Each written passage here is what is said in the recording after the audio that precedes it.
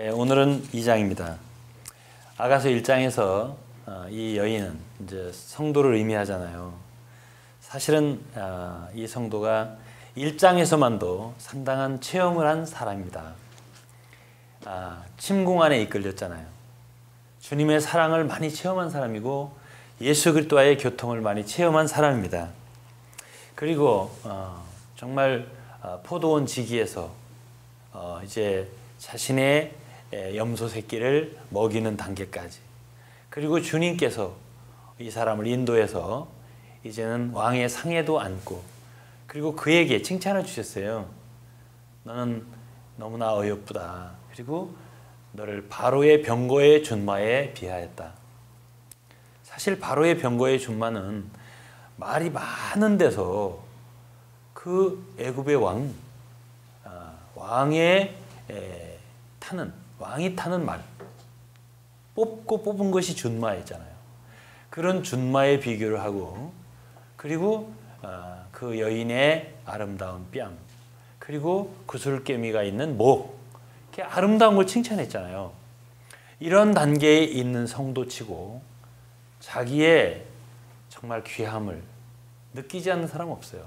그리고 이러한 성도의 상태에 있을 때 사람들은 거의가 내가 참 대단한 사람이구나, 나같이 주님을 사랑하는 사람은 또 있겠는가, 이런 상태에 이르게 돼요. 다 이런 과정을 거치게 됩니다. 왜냐하면 너무나 귀한 주님을 얻었고, 또 너무나 귀한 진리를 또 깨달았고 계시를 받았잖아요. 침공 안에 이끌렸다는 건 주님에 대한 계시를 받는 거예요.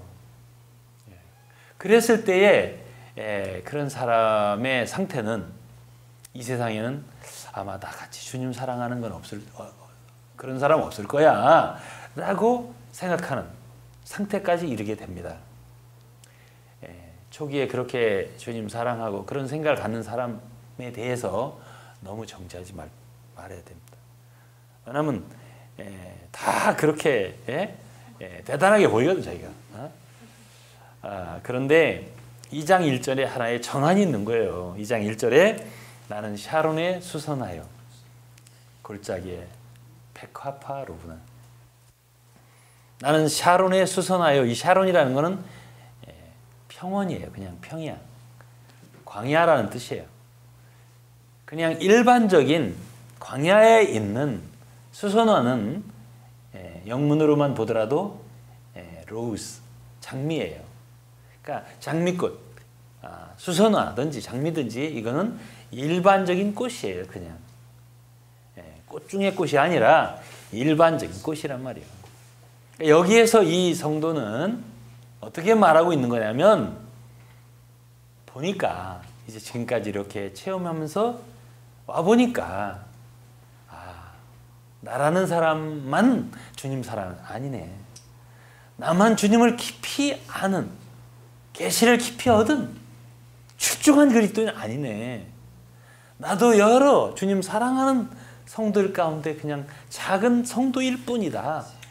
사도 바울은 말했거든요. 나는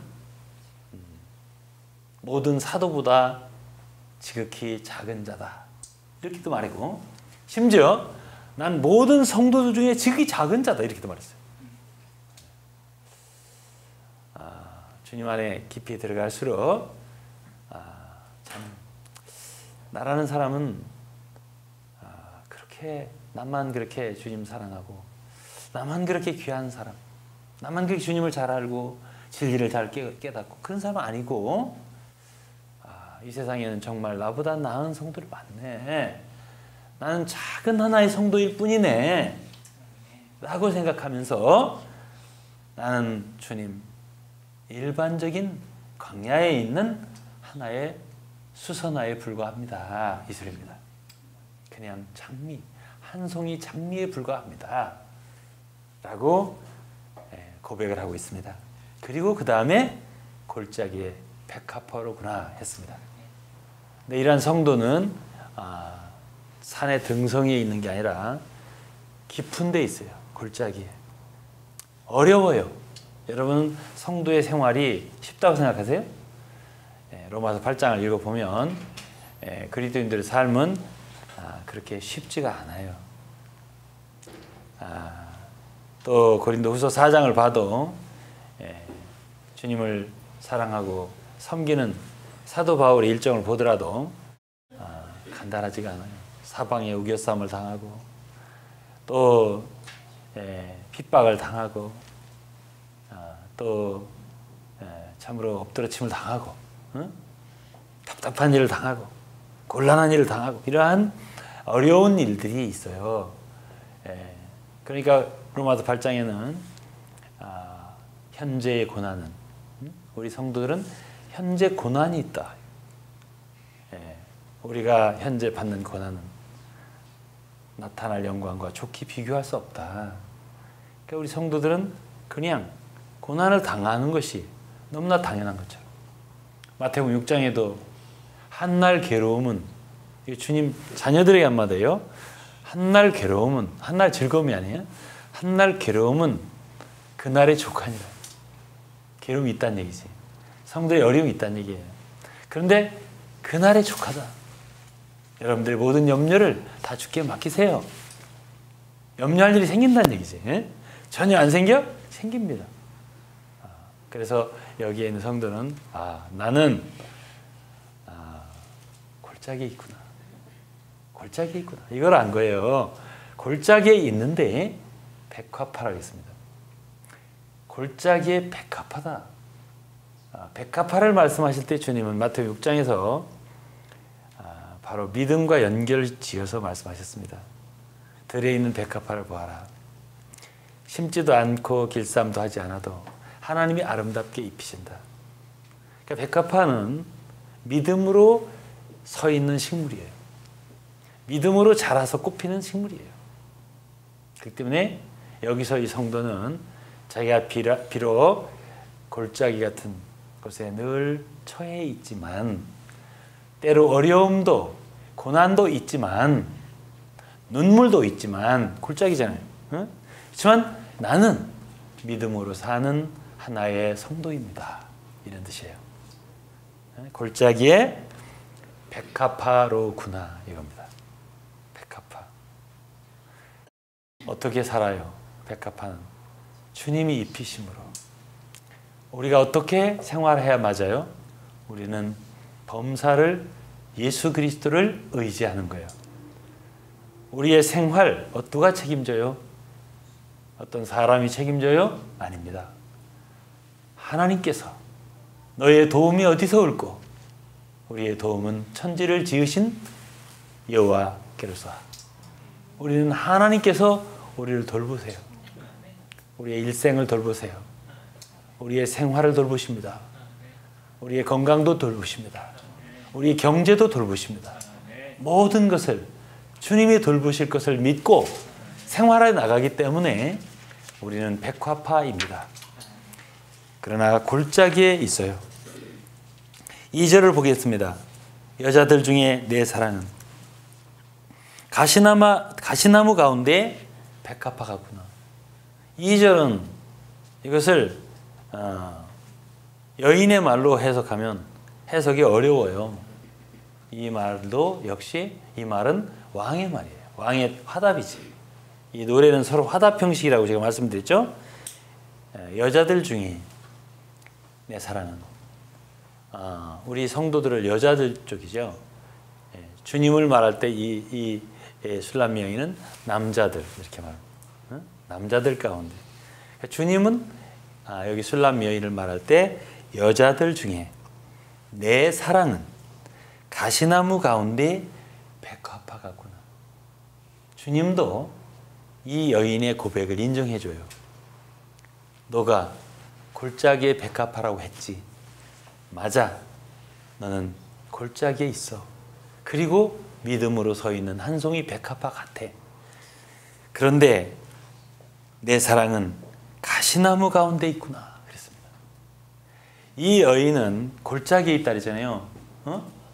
근데 우리 주님은 위로해 주려고 한술 더 떠서 말씀해 주세요. 골짜기도 힘들지만요. 가시나무는 더 힘든 거예요. 왜 가시나무가 있겠어?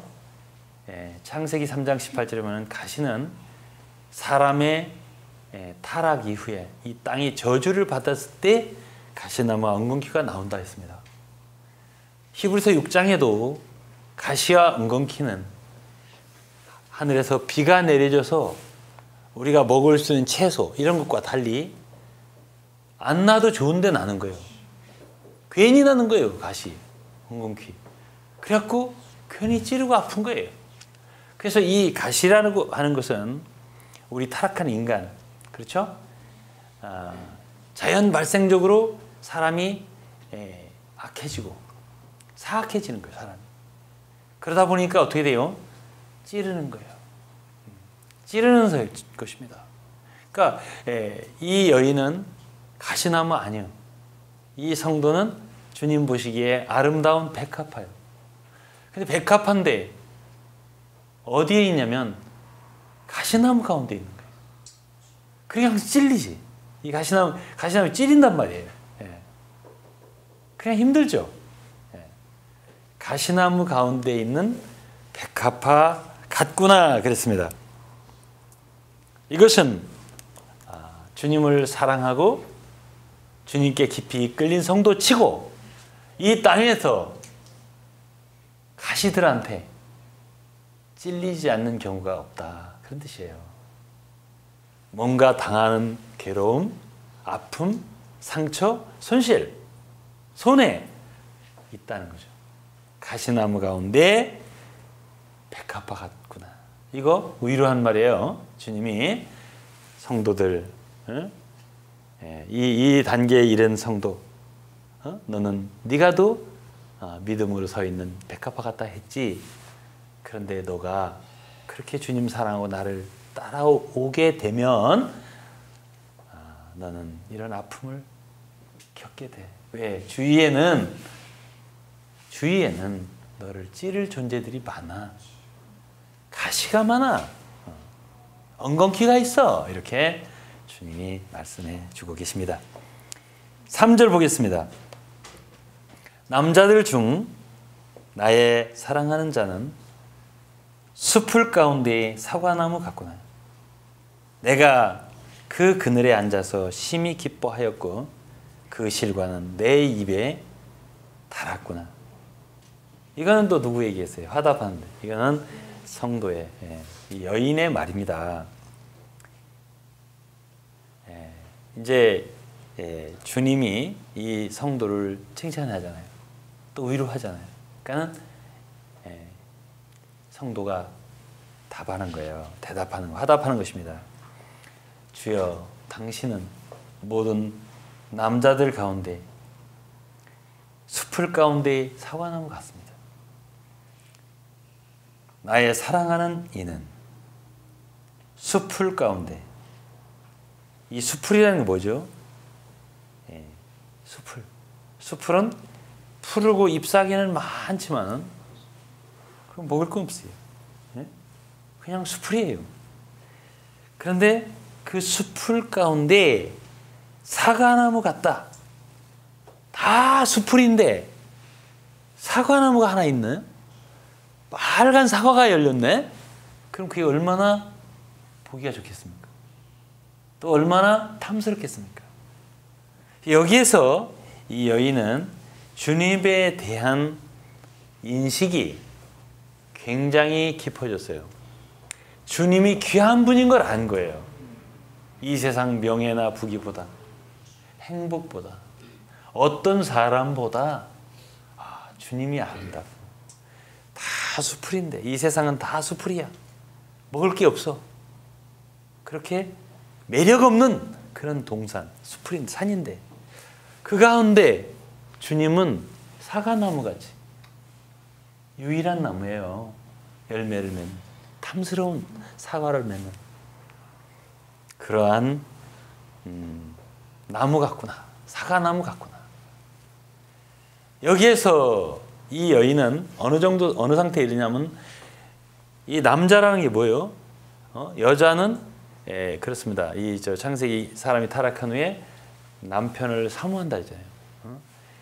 의지할 대상, 여인의 사모할 대상은 그래도 남자예요.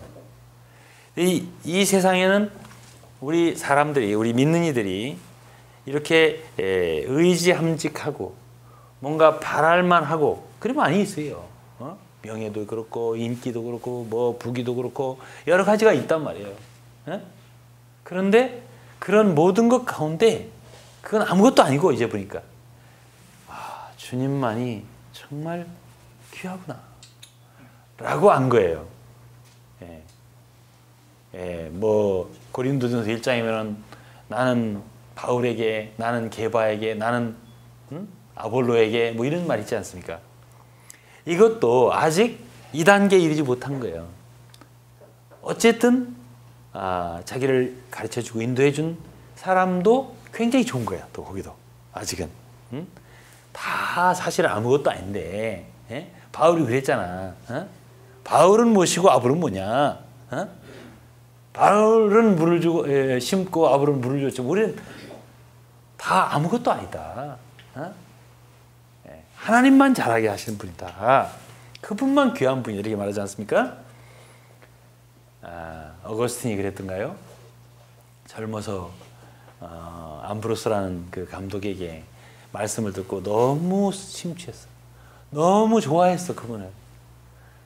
어느 날 꿈을 꿨는데 이 어거스틴이 그 암브로스라는 사람을 좋아한 건 굉장히 은혜를 그에서 감동 엄청 받았어요. 늘 그의 말씀 듣기를 바라고 책을 읽고 뭐 나쁜 게 아니에요 초창기. 근데 어느 날 꿈을 꿨는데 주님이 나타나요. 저는 참 주님 당신의 사람입니다. 근데 꿈에 너는 내 사람이 아니야 그러더래. 누구의 사람이야? 넌 암브로스의 사람이 아니야. 깜짝 놀라 깼다는 거죠. 내가 정말 주님만 귀하구나. 여러분 모든 건 다 수풀이고 오직 탐스러운 사과나무 이분만 주님이야 라고 하는 데까지 이르는 것도 상당한 거예요. 이렇게 한 분 주님만을, 그분이 이 여인의 모든 것 된 거야. 그분 자신이 다른 건 사랑할 것도 없고 의지할 것도 없어. 주님 한 분이야. 그죠? 이 상태에 이르렀지 않습니까? 그런데 거기에서 말하면 내가 그 그늘에 앉아서 심히 기뻐하였고, 여기서 영어 성경을 보시면 알겠지만 내가 그분의 그늘에 앉아서 그랬습니다. 그분의 그늘. 1장에서는 내가 일광에 찌어서 거무스름할지라도, 거긴 그늘이 없었어요. 주님을 믿는다 했지만은, 섬긴다 했지만은 주님 자신과의 관계가 없는 거예요, 별로. 그러다 보니까 주님 자신이 그녀의 그늘이 되어주지 못한 거지. 그런데 이 상태에 이르렀을 때 이 여인도 주님과의 개인적인 깊은 관계가 있게 되고, 주님이 어떤 분인지 얼마나 귀한지를 알게 되고, 그분만 의지하는 대상이 되다 보니까 주님이 그녀를 일광, 뜨거운 햇볕도 가려주는 그늘, 캐노피, 그늘이 되어주시는 거지. 그래서 심히 기뻐하였다, 즐거워했다는 뜻이에요. 그리고 그 실관, 여기도 영어 성경 보시면 His fruit, 그분의 실과요.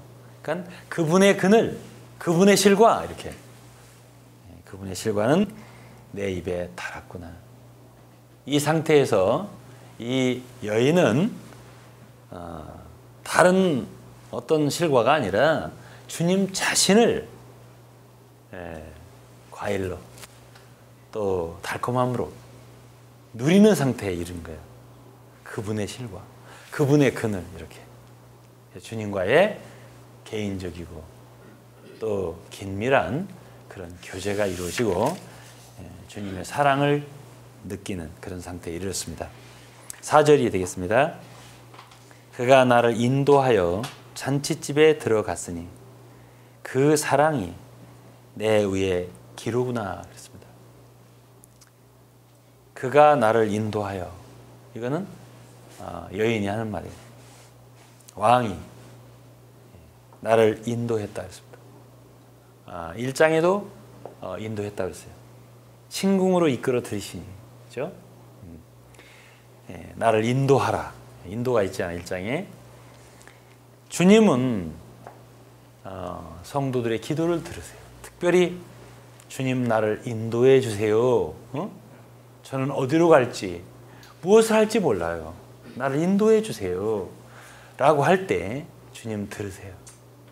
그 기도 들으세요. 신궁으로 이끌어 드리죠. 그리고 목자들의 장막 곁으로 또 인도했잖아요. 그리고 왕의 상으로도 인도했잖아요. 그리고 이곳에서 이제는 잔치집으로 인도했잖아요. 주님이 이렇게 인도해 주시는 거예요. 여러분들이 자신을 헌신하고 주님의 인도를 받고 싶어 하는 사람이 되면 주님은 여러분들을 인도하세요. 잔치집으로 들어갔으니 이제 그저 사과 그분의 과일을 먹고 기뻐하는 정도가 아니라 주님을 조금 누리다 보니, 주님을 조금 맛보다 보니 주님께서 아예 그분의 풍성함으로 인도해 주시는 거예요. 그래서 주님께서 잔치집으로 돌아왔는데 저는 이것이 그분의 집, 교회라고 생각합니다. 1장 마지막에도 우리 집은 그랬잖아요. 백향목들보. 이것도 주님 자신이기도 하지만 주님 자신이 우리의 거처잖아요. 주여 주는 대대로 우리의 거처가 되시나요. 주님 자신이 우리의 거처 되지만은 교회예요. 교회. 주님의 진정한 교회에 올 때에 교회는 잔치집이에요. 이 원문은 이게 포도주의 집입니다. 잔치집의 포도주가 사실 가장 사람을 즐겁게 하는 거예요. 그래서 진정으로 여러분들이 참된 교회의 누림에 들어왔을 때 그곳은 풍성해요. 잔치예요. 먹을 것이 많아요. 그리고 늘 기뻐요. 오늘도 풍성하게 누리는 우리는 주님의 잔치를 누렸습니다. 그렇게 고백할 수 있도록 주님이 인도해 주세요. 주님이 나를 인도해서 잔치집에 들어갔습니다. 그 사랑이 내 위에 기르구나. 그 사랑이 내 위에 기르구나. 이 기라고 하는 것은요, 깃발이에요. 깃발. 영어로는 banner, 주제입니다. 그 잔치집에 하나의 깃발을 내걸었어요. 그 깃발을 내걸었는데 그 깃발에 뭐라고 썼나 보니까 사랑이라고 쓴 거예요. 그 잔치집은요, 즐겁고 기쁘기만 한 게 아니라 그 잔치집의 주제는 사랑이다. 이게 쓰여 있더라는 거예요. 사랑이다. 여러분, 진정한 교회는 그 주제가 사랑입니다. 사랑 아닌 것은 허용되지 않는 것이 바로 교회예요. 모든 교회의 성도들의 행동, 말, 봉사, 일, 모든 것은 그 속에 무엇이 있어야 되면 사랑이 있어야 돼요. 왜냐하면 깃발이 사랑입니다. 우리의 깃발도 사랑해야 돼요. 모든 것이 사랑해야 돼요. 오늘 많은 사람들은 율법을 어긴 것에 대해서 예를 들어서 어떤 사람이 다른 사람을 욕했다, 미워했다, 때렸다, 다퉜다, 이런 거는 굉장히 큰 거로 생각하지만 사랑을 하지 않았다? 별 느낌이 없어요. 그런데 사실상 신약 성경에서 주님의 최고의 계명은 사랑하는 겁니다. 서로 사랑하는 거예요. 우리는 서로 사랑이 없고 부족한 것에 대해서 마음 아파하는 거 배워야 돼요. 왜 내 속에는 사랑이 없을까? 이거예요. 왜냐하면 교회의 긴 깃발은 다른 것이 아니라 사랑이기 때문에 그렇습니다. 5절입니다. 너희는 건포도로 내 힘을 돕고 사과로 나를 시원케 하라.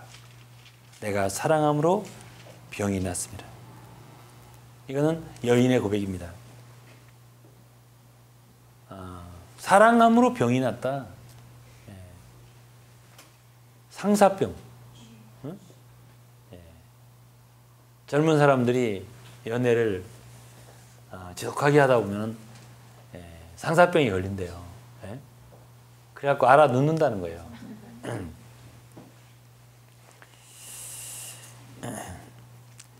이 여인이 주님을 많이 사랑하는 상태에 이르렀습니다. 많이 사랑하는 상태에 이르렀어요.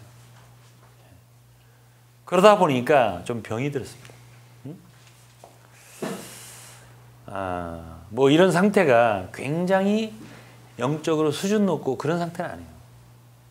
약간 그렇게 되지 말아야 되는데 그렇게 됐네. 뭐 그런 식으로 병이 된 거예요.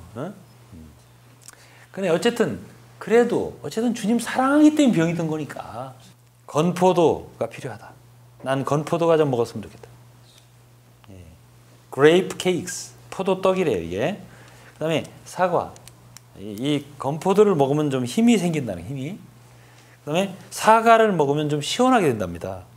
좀 시원해. 난 좀 힘이 좀 필요해. 그리고 좀 시원케 돼야 되겠어. 이런 상태에 이 여인이 이르렀대요.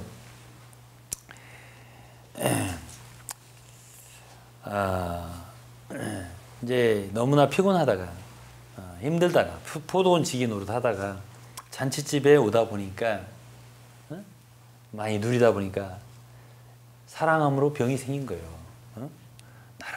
나름대로 주님을 추구하고 하다 보니까 어떤 상태에 이르렀는데 좀 이상하게 된 거예요. 병이 생긴 거예요.